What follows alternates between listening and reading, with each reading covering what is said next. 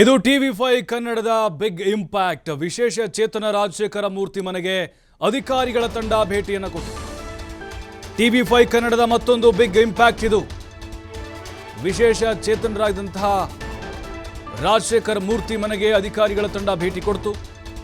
ವಿಶೇಷ ಚೇತನರ ಸಮಸ್ಯೆ ಆಲಿಸಿ ಸ್ಥಳದಲ್ಲಿಯೇ ಪರಿಹಾರಕ್ಕೆ ಸೂಚನೆಯನ್ನು ಕೊಟ್ಟಿದೆ. ಪಿಂಚಣಿ ಬಂದಾಗಿ ತುತ್ತು ಅನ್ನಕ್ಕೂ ವಿಶೇಷ ಚೇತನ ಪರದಾಡ್ತಾನೇ ಇದ್ರು. ಮೈಸೂರು ಜಿಲ್ಲೆ ನಂಜನಗೂಡು ತಾಲೂಕಿನ ಕೋಣನೂರು ಗ್ರಾಮದ ವ್ಯಕ್ತಿಯವರು ಟಿವಿ5 ವರದಿಯಾದ ಬೆನ್ನಲ್ಲೇ, ಅಂದರೆ ವರದಿ ಬಿತ್ತರವಾದ ಕೆಲವು ಗಂಟೆಗಳಲ್ಲಿ ಅಧಿಕಾರಿಗಳ ತಂಡ ಭೇಟಿ ಕೊಡ್ತು. ಪಿಂಚಣಿ ಸ್ಥಗಿತವಾಗಿರುವ ಬಗ್ಗೆ ಅಂಚೆ ಇಲಾಖೆ ಅಧಿಕಾರಿಗಳೊಂದಿಗೆ ಚರ್ಚೆಯನ್ನು ಮಾಡಿದೆ. 2-3 ದಿನಗಳ ಒಳಗೆ ಸ್ಥಗಿತಗೊಂಡಿರುವಂತಹ ಪಿಂಚಣಿ ಹಣ ಖಾತೆಗೆ ಜಮೆ ಮಾಡುವಂತಹ ಭರವಸೆ ಈಗ ಸಿಕ್ಕಿದೆ. ಆ ಕುಟುಂಬ ನಿಟ್ಟುಸಿರನ್ನು ಬಿಟ್ಟಿದೆ. ಟಿವಿ5 ಇದರ ಬಗ್ಗೆ ವರದಿಯನ್ನು ಮಾಡಿತ್ತು, ನಿರಂತರ ಫಾಲೋಅಪ್ ಮಾಡಿತು, ಅಧಿಕಾರಿಗಳ ಗಮನಕ್ಕೂ ಕೂಡ ತಂದಿತ್ತು. ನೋಡಿ, ನಿನ್ನೆ ಈ ಬಗ್ಗೆ ವರದಿಯನ್ನು ಮಾಡ್ತು. ಕೆಲವು ಗಂಟೆಗಳಲ್ಲಿ ಅಧಿಕಾರಿಗಳು ನಿದ್ದೆಯಿಂದ ಎದ್ರು, ಆ ಕುಟುಂಬದವ್ರನ್ನ ಭೇಟಿಯಾದರು. ರಾಜಶೇಖರ್ ಮೂರ್ತಿ ಅವ್ರನ್ನ ಇಡೀ ಗ್ರಾಮವೇ ಮಮ್ಮಲ ಮರುಗ್ತಾ ಇತ್ತು. ಸಾಕಷ್ಟು ಬಾರಿ ಮನವಿ ಕೊಟ್ಟಿದ್ರು, ಹೋರಾಟ ಮಾಡಿದರು, ಆದರೂ ಕೂಡ ಇವ್ರ ಕೆಲಸ ಆಗಿರಲಿಲ್ಲ. ಟಿವಿ5 ಯಾವಾಗ ಇದನ್ನು ಕೈಗೆತ್ತಿಕೊಳ್ತೋ, ಕೋಣನೂರು ಗ್ರಾಮದ ವಿಶೇಷ ಚೇತನ ವ್ಯಕ್ತಿ ರಾಜಶೇಖರ್ ಮೂರ್ತಿ ಅವರ ಅವಸ್ಥೆ ಕಂಡು ಎಲ್ಲರೂ ಹಿಡಿಶಾಪ ಹಾಕ್ತಿದ್ರು ಅಧಿಕಾರಿಗಳಿಗೆ. ಟಿವಿ5 ಜೊತೆ ಮಾತನಾಡ್ತಾ ಕೂಡ ಈಗ ನೋಡಿ, ಅಧಿಕಾರಿಗಳು ಭೇಟಿ ಕೊಟ್ಟಂತಹ ಕೆಲವೊಂದು ಫೋಟೋ ನಮಗೆ ನೋಡ್ತಾ ಇದ್ದೀವಿ ನಾವು. ನೋಡಿ, ಅಧಿಕಾರಿಗಳು ಭೇಟಿ ಕೊಟ್ಟಿದ್ದಾರೆ. ಭೇಟಿ ಕೊಟ್ಟು ಅವರ ಸಮಸ್ಯೆಯನ್ನು ಆಲಿಸಿದ್ದಾರೆ.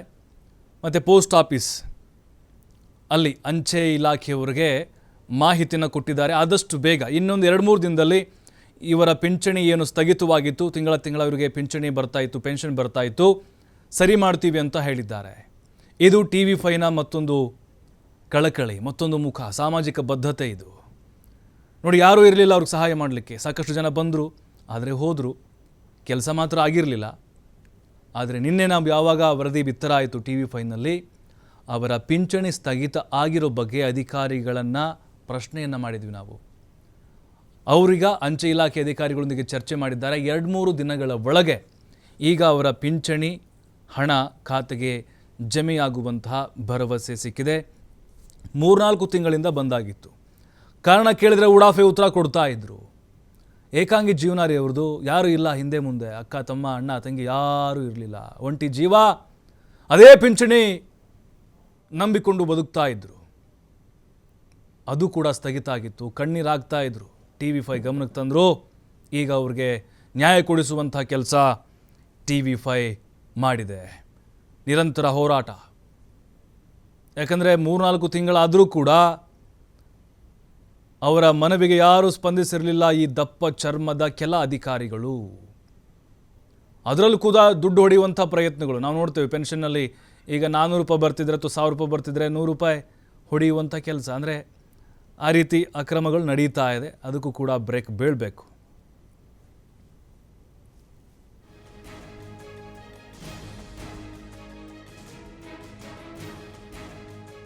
ಪೆನ್ಷನ್ದು ಬರ್ತದೆ. ಈಗ NPC ಆಗಿದೆ, ಆಯಿತಾ. ನೀವು UDD ಕಾರ್ಡ್ಗೆ ಡಾಕ್ಟ್ರ್ ಕೇಳ್ತೀನಿ, ಹ್ಞೂ ಅಂದರೆ ಮಾಡಿಸ್ಕೊಡ್ತೀನಿ, ಆಯಿತಾ. ಇವನ್ನ ಬಾ ಅಂತ ನಿಮಗೆ ಅದ್ರ ಜೊತೆ ಕರ್ಕೊಂಡು ಬಂದಿದ್ದಾರೆ, ಮಾಡಿಸ್ಕೊಡ್ತೀನಿ. ನೀನು ಇಲ್ಲಿರೋ ಕಾಲ ಆಶ್ರಮಕ್ಕೆ ಹೋಗ್ತೀನಿ, ಆಶ್ರಮಕ್ಕೆ ಸೇರಿಸ್ಕೊಡ್ತೀನಿ. ಅಲ್ಲಿ ಮೈಸೂರಲ್ಲಿ ಹಾಂ ಅಂತ ಆಶ್ರಮ ಸೇರಿಸ್ಬೇಕಾ? ಸರಿ,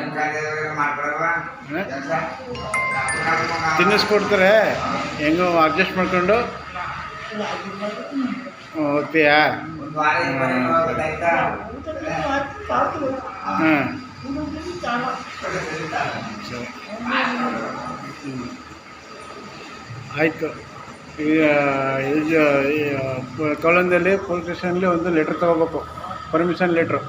ಹಾಂ, ತೊಗೊಂಡು ನಿಮಗೆ EO ಸಾಹೇಬ್ರು ಯಾರು ಬಂದರೂ ಅವ್ರ ಜೊತೆ ಹೇಳ್ಬೇಕು, ಆಯಿತಾ. ಸರಿನಾ? ಹಾಂ, ಆಫೀಸರ್ ಯಾರೇ ಬಂದರೂ ನಾನು ಸೇರ್ಕೊತೀನಿ. ಈ ಬಗ್ಗೆ ಮಾತಾಡಲಿಕ್ಕೆ ನಮ್ಮ ಜೊತೆಗೆ ಕೋಣನೂರು ನಿವಾಸಿ ಇದ್ದಾರೆ ಲೋಕೇಶ್ ಅವರು. ಲೋಕೇಶ್ ಅವರು ನಮಸ್ಕಾರ. ನಮಸ್ಕಾರ ಸರ್. ಲೋಕೇಶ್ ಅವರೇ, ನಿಮ್ಮ ಜೊತೆಗೆ ಟಿವಿ5 ಕೂಡ ಧ್ವನಿಯನ್ನು ಎತ್ತು ರಾಜಶೇಖರ್ ಮೂರ್ತಿ ಅವರಿಗೆ ನ್ಯಾಯ ಕೊಡಿಸುವಂಥ ಪ್ರಯತ್ನ ನಮ್ಮಿಂದ ಕೂಡ ಆಗಿದೆ. ಬಟ್ ಏನು ಭರವಸೆ ಕೊಟ್ಟರು ಸರ್ ಅಧಿಕಾರಿಗಳು? ಖಂಡಿತ ಸರ್, ನಿಮ್ಮ TV5 ವಾಹಿನಿಯಿಂದ ನಾವು ಧನ್ಯವಾದ ಹೇಳ್ಬೇಕು. Okay, thank you sir, thank you. ಈಗ ನಮ್ಮ ಈ ಭಾಗದ ಸುದ್ದಿಗಳನ್ನೆಲ್ಲ ಬಿತ್ತನೆ ಮಾಡ್ತಾ ಇದ್ದೀರಾ, ಒಂದವರ ಧ್ವನಿ ಆಗ್ತಾ ಇದೆ TV5 ಖಂಡಿತವಾಗಿಯೂ. ಈಗ ನಿನ್ನೆ ಈ ಸುದ್ದಿ ಪ್ರಸಾರ ಆಗ್ತಿದಾಗ್ಲೇನೆ ಎಸ್ ಸರ್, ಕಂದಾಯ ಅಧಿಕಾರಿಗಳು ಮತ್ತೆ ಗ್ರಾಮ ಪಂಚಾಯತ್ ಅಧಿಕಾರಿಗಳು ನಮ್ಮ ವಿಶೇಷ ಚೇತನ ರಾಜಶೇಖರ್ ಮೂರ್ತಿ ಮನೆಗೆ ಭೇಟಿ ಕೊಟ್ಟರು. ಓಕೆ, ಭೇಟಿ ಕೊಟ್ಟು ಏನಾಗಿದೆ ಪಿಂಚಣಿ ಸಂಬಂಧಪಟ್ಟ ಖಾತೆಗಳನ್ನೆಲ್ಲ ಪರಿಶೀಲನೆ ಮಾಡಿದ್ರು. ಅಂಚೆ ಕಚೇರಿಗ ಖುದ್ದಾಗ ಅವರೇ ಬಂದು ಆ ವಿಶೇಷ ಚೇತನ ಕರ್ಕೊಂಡೋಗಿ ಅಲ್ಲಿ ಅಂಚೆ ಕಚೇರಿಯಲ್ಲಿ ಏನ್ ತಾಂತ್ರಿಕ ದೋಷ ಏನಾದ್ರು ಆಗಿದೆಯಾ ಏನು ಅಂತ ಎಲ್ಲ ಚೆಕ್ ಮಾಡಿಸಿ ಸುಮಾರು ಮಧ್ಯಾಹ್ನ ಸಂಜೆವರೆಗೂ ಇದ್ದು ಅವರಿಗೆ ಪಿಂಚಣಿ ಬರ್ಬೇಕು, ಒಂದು 2-3 ದಿನದೊಳಗೆ ಬರ್ಬೇಕು, ಆ ರೀತಿಯ ಒಂದು ವ್ಯವಸ್ಥೆ ಮಾಡೋ ಒಂದು ಭರವಸೆಯನ್ನ ಅಲ್ಲಿ ಸ್ಥಳದಲ್ಲೇ ಮಾಡ್ತಿದ್ದಾರೆ. ಸರ್, ಕಾರಣ ಗೊತ್ತಾಯ್ತಾ ಯಾಕೆ ಸ್ಥಗಿತ ಆಗಿತ್ತು ಅಂತ? ಅದು ಅವ್ರದ್ದು ತಂಬು ಇದೆ ನೋಡಿ, ತಂಬು 2 ಕೈಗಳು ಸ್ವಾಧೀನ ಇಲ್ಲದ ಕಾರಣ ಅವ್ರದ್ದು ತಂಬು ಪ್ರತಿ ವರ್ಷನೂ ಸರ್ಕಾರ ಒಂದು ಇದ್ ಮಾಡುತ್ತೆ, ಮತ್ತೆ ತಂಬು ಎಲ್ಲ ಕೊಡ್ಬೇಕಂತ. ಅವ್ರಿಗೆ ಬರ್ತಾ ಇರಲಿಲ್ಲ ಪಾಪ, ಅವ್ರು ಕರ್ಕೊಂಡು ಹೋಗಕ್ಕೆ ಯಾರು ಇಲ್ಲೇ ಇರೋ ಕಾರಣದಿಂದ ಅದ್ ಹಂಗೆ ಉಳ್ಕೊಬಿಟ್ಟಿತ್ತು. ಈ ಕಾರಣದಿಂದ ಅವರು OTP ಮುಖಾಂತರ ಮಾಡಿಸ್ಕೊಡೋ ಭರವಸೆನ ಕೊಟ್ಟಿದ್ದಾರೆ. ಇವಾಗ ತಂಬು ಬರ್ಲಿಲ್ಲ ಅಂದ್ರೂ ಫೋನ್ ನಲ್ಲಿ ಬರೋ OTP ಮುಖಾಂತರ ಇವ್ರಿಗೆ ಹೆಲ್ಪ್ ಆಗ್ಬೇಕು, ಪಿಂಚಣಿ ಬರ್ಬೇಕು. ಪ್ರತಿ ತಿಂಗಳು 1,600 ರೂಪಾಯಿನ ಪಿಂಚಣಿ ಬರ್ತಾ ಇತ್ತು ಪಾಪ ಅವ್ರಿಗೆ. 4-5 ತಿಂಗಳಿಂದ ಸುಮಾರು ದುಡ್ಡು ಬಂದಿಲ್ಲ. ಒಂದ್ 2-3 ದಿನದೊಳಗೆ ಬರೋ ರೀತಿ ವ್ಯವಸ್ಥೆ ಅಂಚೆ ಅಧಿಕಾರಿಗಳ ಮಾತಾಡಿ ಕಂದಾಯ ಅಧಿಕಾರಿ ಸಿದ್ಧಾರ್ಥ್ ಮತ್ತೆ VRW ಶೇಖರ್ ಅವರು, ಪಂಚಾಯತ್ ಅಭಿವೃದ್ಧಿ ಅಧಿಕಾರಿ ಶ್ರೀನಿವಾಸ ಮೂರ್ತಿ ಇವರೆಲ್ಲ ಭೇಟಿ ಕೊಟ್ಟಿದ್ದಾರೆ. ಭೇಟಿ ಕೊಟ್ಟು ಅಲ್ಲೇ ಇದ್ದು ಖುದ್ದಾಗಿ ಅವ್ರಿಗೆ 2-3 ದಿನದಲ್ಲಿ ಪಿಂಚಣಿ ಬರಬೇಕು, ಆ ರೀತಿ ವ್ಯವಸ್ಥೆ ಮಾಡ್ಕೊಡ್ತೀವಿ ಅಂದ್ಬಿಟ್ಟು ಅಂಚೆ ಅಧಿಕಾರಿ ಮಾತಾಡಿದ್ದಾರೆ ಸರ್. ಅಲ್ಲ, ಪರಿಸ್ಥಿತಿ ಬಹಳ ಗಂಭೀರ ಅಲ್ಲ ಸರ್ ಈಗ ಈ ಏಕಾಂಗಿ ಒಂಟಿ ಜೀವನ ಈ ಟೈಮಲ್ಲಿ? ತುಂಬಾ ಕಷ್ಟ ಇದೆ ಸರ್. ಅವ್ರಿಗೆ ಬಟ್ಟೆ ಬರೆಯಾಗ ಆಮೇಲೆ ಪಂಚಾಯತಿಯಿಂದಾನೇ ಸ್ವಲ್ಪ ಒಂದು ಬಟ್ಟೆಗಳನ್ನು ವಿತರಣೆ ಮಾಡಿದ್ದಾರೆ, ಟೀ ಶರ್ಟ್ ಅವೆಲ್ಲ ಕೊಟ್ಟಿದ್ದಾರೆ ನಿನ್ನೆ.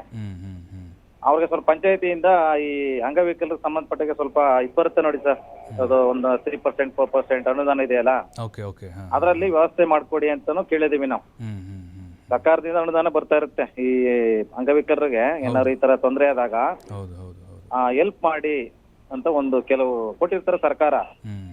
ಅಧಿಕಾರಿಗಳು ಅದನ್ನ ಬಳಸ್ತಾ ಇಲ್ಲ ಸರ್. ಅದನ್ನ ಬೇರೆ ಬೇರೆ ಉದ್ದೇಶಕ್ಕೆ ಉಳ್ಳವ್ರಿಗೆ ಕೊಡ್ತಾ ಇದಾರೆ, ಚೆನ್ನಾಗಿರೋರಿಗೆ ಕೊಡೋದು, ಅವ್ರಿಗೆ ಯಾರು ಚೆನ್ನಾಗಿದ್ದಾರೆ ಅವರು ಕೊಡೋದು, ಈ ರೀತಿ ಮಾಡ್ತಾ ಇದಾರೆ ನೋಡಿ.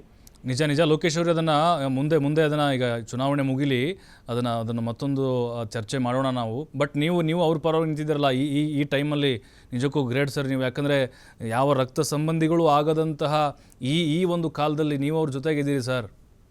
ಹೌದು ಸರ್, ನಿಂತ್ಕೊಳ್ಳೇಬೇಕಾಗತ್ತೆ. ಯಾಕಂದ್ರೆ ಇವ್ರು ಒಬ್ಬರದ್ದು ಸಮಸ್ಯೆ ಇಲ್ಲ ಸರ್, ಇದು ರಾಜಶೇಖರ್ ಮೂರ್ತಿ ಒಬ್ಬರ ಸಮಸ್ಯೆ ಅಲ್ಲ. ಈ ತರ ಎಷ್ಟೋ ಜನ ಇದಾರೆ, ಈ ತಮ್ಮ ಬರ್ದೇ ಇರೋರು, ಪಿಂಚಣಿ ಬರ್ದೇ ಇರೋರು, ಧ್ವನಿ ಎತ್ತಲ್ಲ ಸರ್ ಕೆಲವರು. ಕರೆಕ್ಟ್.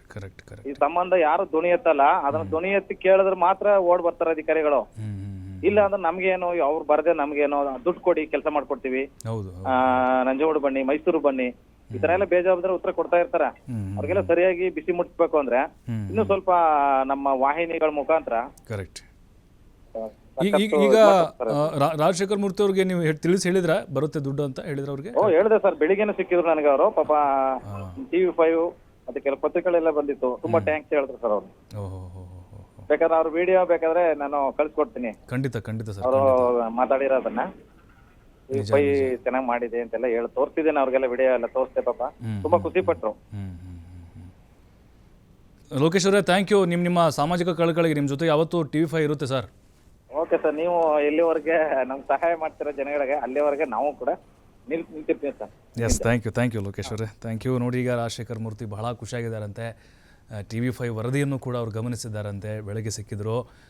ಕೋಣನೂರು ಗ್ರಾಮದ ವ್ಯಕ್ತಿ, ವಿಕಲಚೇತನ ವ್ಯಕ್ತಿ, ಎಲ್ಲ ಸ್ವಾಧೀನ ಕಳ್ಕೊಂಡಿದ್ದಾರೆ. ಜೀವನ ಭಾಳ ಕಷ್ಟ, ಏಕಾಂಗಿ ಜೀವನ. ನಮ್ಮ ಅಧಿಕಾರಿಗಳು ಎಚ್ಚೆತ್ತುಕೊಂಡಿದ್ದಾರೆ. ಒಂದು 3-4 ತಿಂಗಳು ಅದು ತಂಬೋ ಹೆಬ್ಬಟ್ಟೋ ಅಲ್ಲ, ಸೌಜನ್ಯಕ್ಕಾದರೂ ಬಂದು ಅವರ ಒಂದು ಸಮಸ್ಯೆನ ಕೇಳಬೇಕಾಗಿತ್ತಲ್ವಾ, ಕೇಳಲಿಲ್ಲ. ಎಲ್ಲ ಆದಮೇಲೆ ಮಾಧ್ಯಮದಲ್ಲಿ ವರದಿ ಬಿತ್ತರ ಆದಮೇಲೆ ನಮ್ಮ ಅಧಿಕಾರಿಗಳಿಗೆ ಒಂದು ರೀತಿ ಬುದ್ಧಿ ಬರುತ್ತೆ ಅಂತ ಕಾಣುತ್ತೆ. ಇದೊಂದು ರೀತಿ ಸಾಂಪ್ರದಾಯಿಕವಾಗಿ ನಡೆದುಕೊಂಡು ಹೋಗ್ತಾ ಇದೆ. ಇನ್ಮೇಲೆ ಇಂತಹ ವಿಶೇಷ ಚೇತನರು ಎಲ್ಲೆಲ್ಲಿದ್ದಾರೋ ಅವ್ರಿಗೆ ಸಾಧ್ಯವಾಗ್ತಿಲ್ವೋ ಅಥವಾ ಯಾರು ಅವ್ರ ಸಹಾಯಕ್ಕೆ ಬರ್ತಿಲ್ವೋ, TV5 ಅಂಥವರ ಪರವಾಗಿ ಯಾವತ್ತೂ ಕೂಡ ಧ್ವನಿ ಎತ್ತುತ್ತೆ. ನಿಮ್ಮ ಜೊತೆಗೆ ನಿರಂತರವಾಗಿರುತ್ತೆ. ಆದರೆ ಅವರಿಗೆ ಸ್ಥಳೀಯರು ಯಾರಾದರೂ ಒಬ್ಬರು ಅಥವಾ ಇಬ್ಬರು ಬೆಂಬಲವಾಗಿ ನಿಲ್ಲಬೇಕು. ಅವರಿಗೆ ಡೈರೆಕ್ಟಾಗಿ ಬಂದು ಹೇಳ್ಕೊಳ್ಳೋಕ್ಕಾಗಲ್ಲ ಸಮಸ್ಯೆನ. ಅವ್ರ ಪರವಾಗಿ ನೀವು ಬಂದು ನಮ್ಮ ಗಮನಕ್ಕೆ ತಂದರೆ ಖಂಡಿತವಾಗ್ಲೂ ನಾವು ಪ್ರಾಮಾಣಿಕ ಪ್ರಯತ್ನವನ್ನು ಮಾಡ್ತೀವಿ.